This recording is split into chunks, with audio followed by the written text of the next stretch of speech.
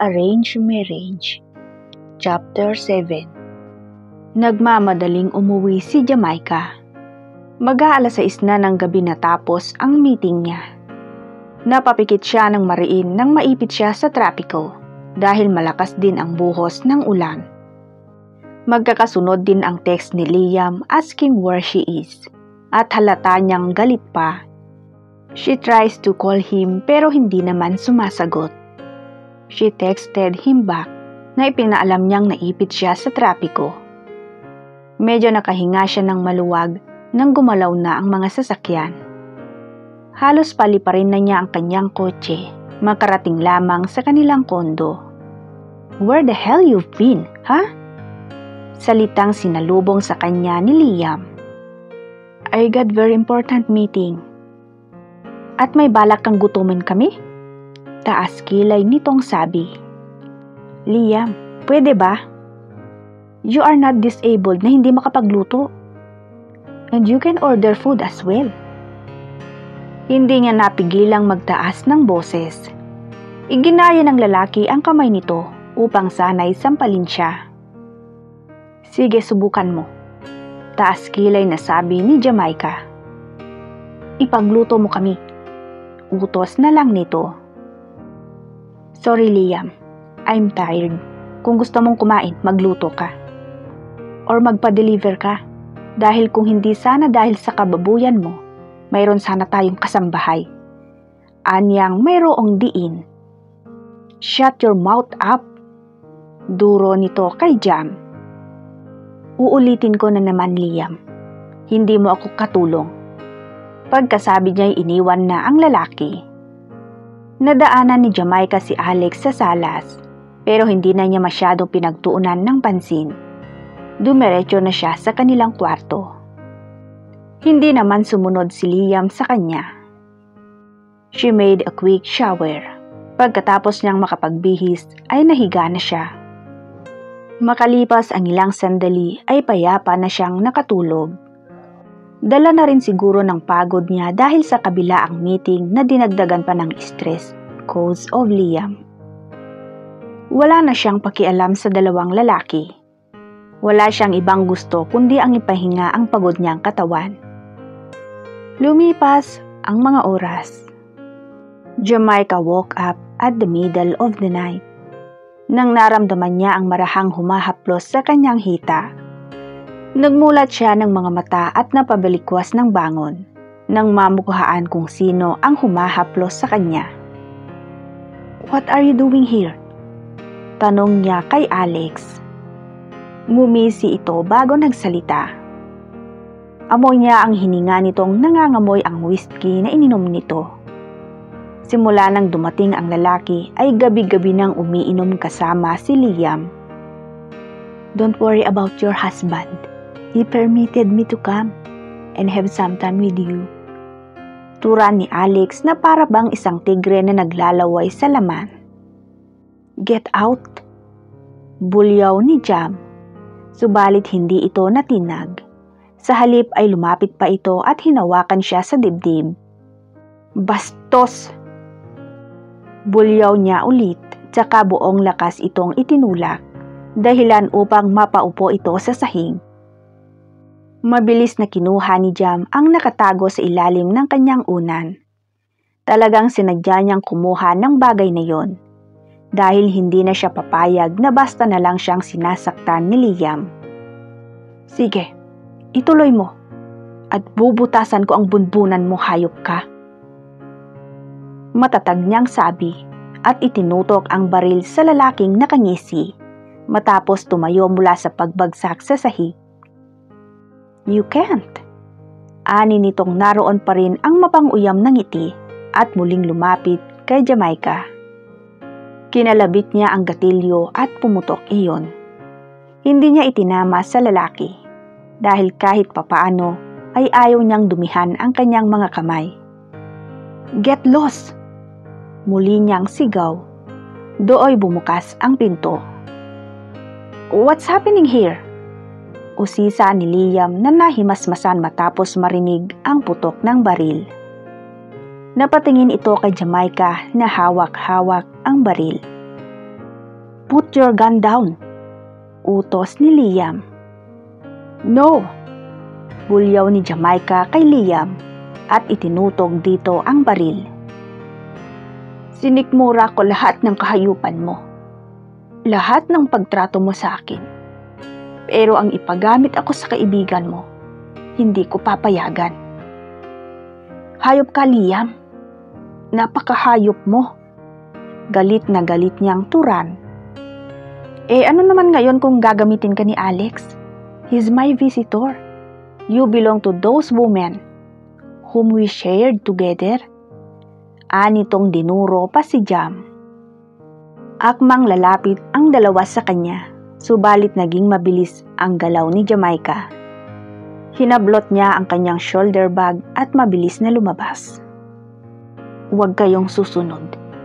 Hindi ako magdadalawang isip, barilin kayo. Banta niya sa dalawang lalaki na nakataas na ang dalawang kamay.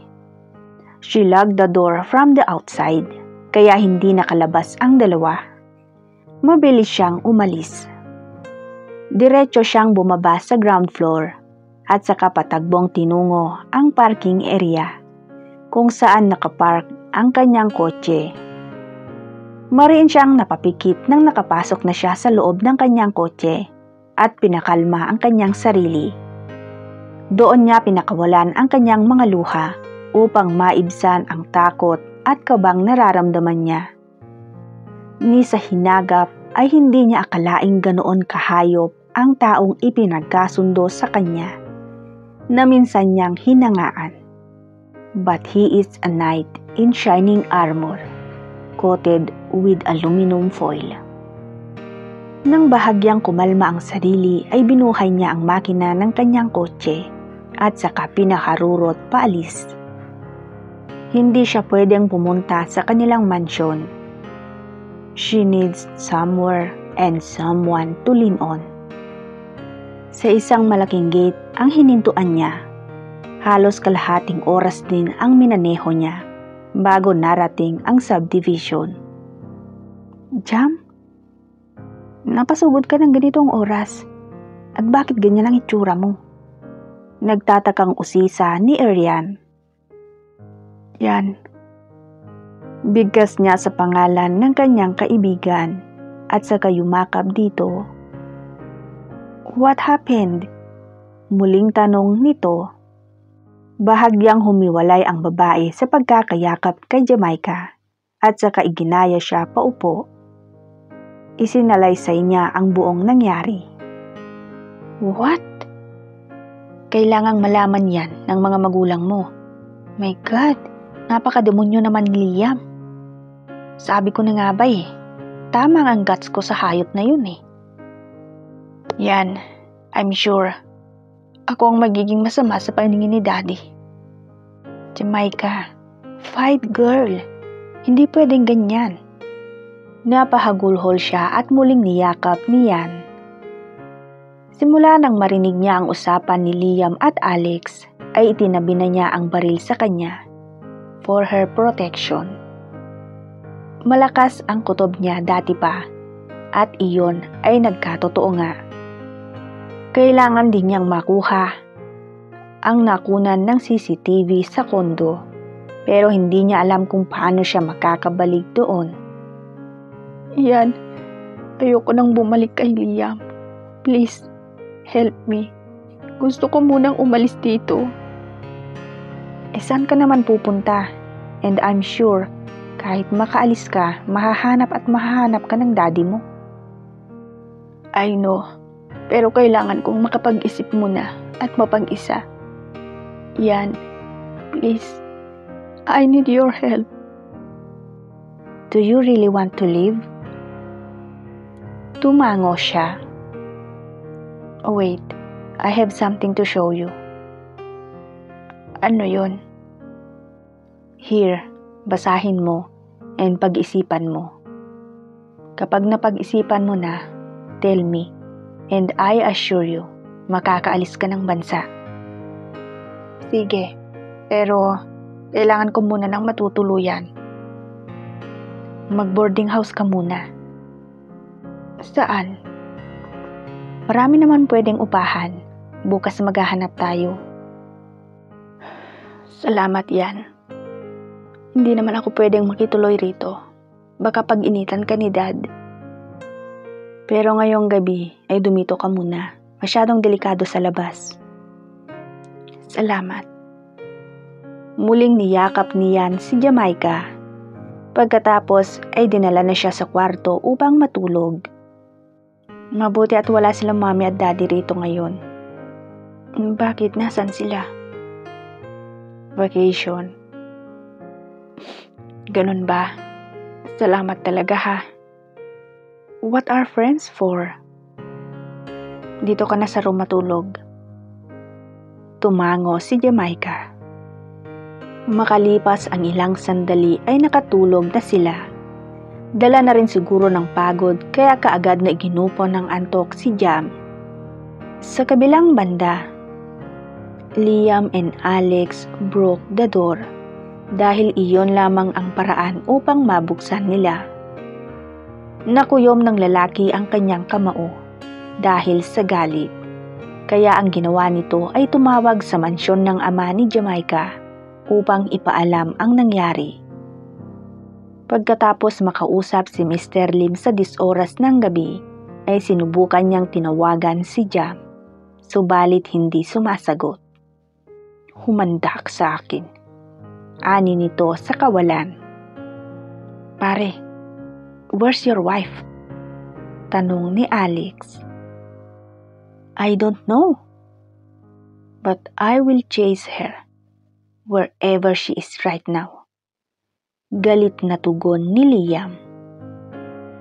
Paano ang pintong nasira? Tanong ulit nito. Ipapaayos ko bukas. Sa ngayon, magpahinga muna tayo. Pasensya ka na sa ginawa ni Jamaica. Saad ni Liam. It's okay pare. Pagkasabi, iniwan nito si Liam sa salas.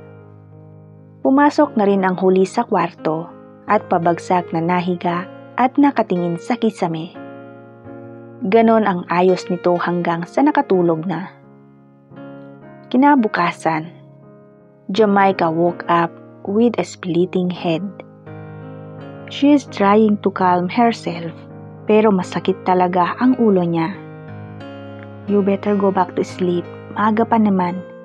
Saad ni Arian sa kaibigan. No, I have to go. Baka puntahan ka nila daddy dito. Ayokong madamay ka. Anong gagawin mo? Yan, samahan mo na lamang akong maghanap ng apartment. Saan? Basta sa hindi ka agad nila maiisip na hanapin ako. Sige, pero sigurado kang kaya mo ha? Oo naman. Sige, magbibihis na ako. Habang naghihintay ay tumunog ang kanyang cellphone. Her dad is calling. Alam na niya yon at sigurado siyang nakarating na sa kanyang ama ang nangyari. Hinayaan lamang niya iyon hanggang sa tumigil.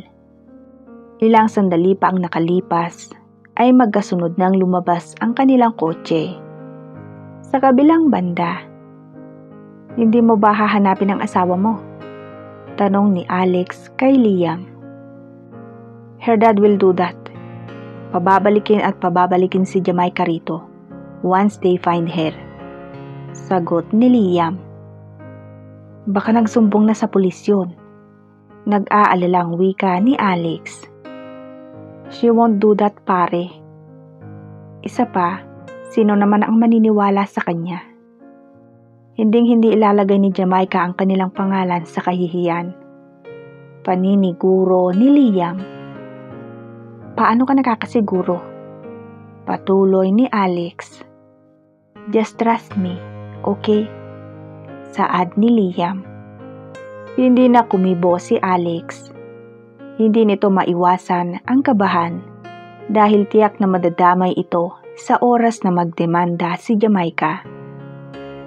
Pare, darating ang gagawa ng pinto. Maya-maya'y saad ni Liam. Okay, doon muna ako sa kwarto. Paalam ni Alex. Sige, Pagkatapos maayos ng pinto, we will go out. Ani Liam. Tumango na lamang si Alex. Jamaica and Yan found an apartment along Tondo, Manila. Doon niya naisipang kumuha ng apartment dahil tiyak na hindi kaagad aakalain ng kanyang ama na naroon siya. Mag-iingat ka rito ha. And tomorrow, I'll be back here kasama si Norman. Sino yun? Yung head designer dyan sa papel na sinasabi ko sa'yo. Alam kong pangarap mo ang maging isang designer. Malay mo, yan na ang magiging katuparan yun. Sige, salamat yan. Please, wag na wag mong sasabihin na narito ako. At mag-ingat ka sa pagpunta mo rito. Baka may makasunod sa'yo. Oo naman, aalis na ako. May meeting ako today. Call whenever you need my help, okay? Okay, thank you Yan. Niyakap ng huli ang mangyiyak-ngiyak na namang kaibigan. Pagkatapos ay tuluyan nang nagpaalam si Yan. Pag-alis ng kanyang kaibigan ay kaagad niyang inilak ang pinto. Mariin siyang napapikit nang naupo sa isang sulok. Lumipas ang mga araw. Tila pa rin isang takas sa bilanggo si Jamaica na nagtatago. Inihintay niya ang kanyang visa galing New York. Natanggap siyang maging isang designer dahil na rin sa mga ipinakita niyang disenyo. Alam niyang pinaghahanap na siya at hindi siya magtataka kung isang araw ay mahanap siya ng kanyang ama. Pero hindi na yon importante. Nakahanda na siya kung sakaling dumating ang araw na iyon. At hinding-hindi na siya papayag na kontrolin nito ang kanyang buhay. Tunog ng cellphone ang umagaw sa kanyang pansin. Alam niyang si Yan iyon. Dahil ito at si Norman lang naman ang nakakaalam sa bago niyang numero. Agad niyang sinagot iyon. Maya-maya ay nagmadali siyang bumaba upang pagbuksan ang kaibigan. Pagpasok niyan ay agad din niyang sinara ang pinto. Gabi na, bakit nagpunta ka pa rito? Alam mo naman kung gaano kadelikado rito. Pinuntahan ako ng daddy mo, kasamang hayop mong asawa. O tapos? Edi wala silang napala sa akin. Girl, mukhang HB ang daddy mo. Nalason na naman ni Liam ang utak niyon. Baka nasundan ka rito. No, sa likod ako ng building namin dumaan, using the getaway car. Salamat naman kung ganon. I came here because of this. Ani nito at ibinigay sa kanya ang hawak nitong brown envelope. You'll be leaving very soon. Binuksan ni Jamaica ang envelope. Naglalaman iyon ng plane ticket at visa. Thank you Yan. Aniya at sa tuwa ay nayakap niya ang kanyang kaibigan. You're welcome. Kaya kahit mahanap ka pa nila, one of these coming days ay okay lang.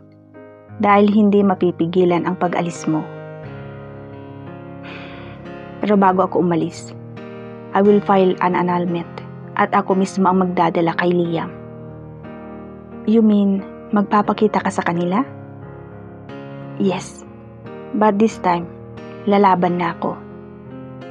Yan, tama na ang pagtitiis ko sa mga kahayupan ni Liam at sa pagiging sunod-sunuran ko kay Daddy. Good, nasa likod mo lang ako. Remember, hindi namin business partner ang daddy mo. Kaya susuportahan kita at hinding-hindi ako matatakot at magdadalawang isip na gawin yan. Salamat Yan. You don't know how thankful I am for having you. Sus, ikaw pa ba? Nagyakapan silang magkaibigan. I have to go. Baka hanapin ako nila mami. Sige, ingat ka ha. Salamat. Ikaw rin. Hinatid ni Jamaica ang kanyang kaibigan hanggang sa pinto. Pagkasara niya ng pinto ay umakyat na siya at dumiretso sa kanyang kwarto. Naisipan niyang ayusin ang kanyang mga gamit. Mabuti at mabait ang kaibigan niya. Nagawa nilang mamili ng mga bago niyang kagamitan. May naipon naman siyang pera mula sa sahod niya, mula sa kanilang kumpanya. Kaya kahit naka-freeze na ang kanyang bank account, ay mayroon siyang pera na nagagamit. Laking pasasalamat niya at nasa kanya ang mga importanteng bagay. Pagkatapos niyang maayos ang mga iyon ay nagpasya na siyang matulog. Kahit papaano ay nabawasan na ang takot niya. Dahil dumating na rin sa wakas ang ilang linggo niyang hinihintay. At sa tulong yon ni Arian at ni Norman. Tuluyan na nga kayang makalaya si Jamaica sa impyernong kinasadlakan. Abangan ang kasunod.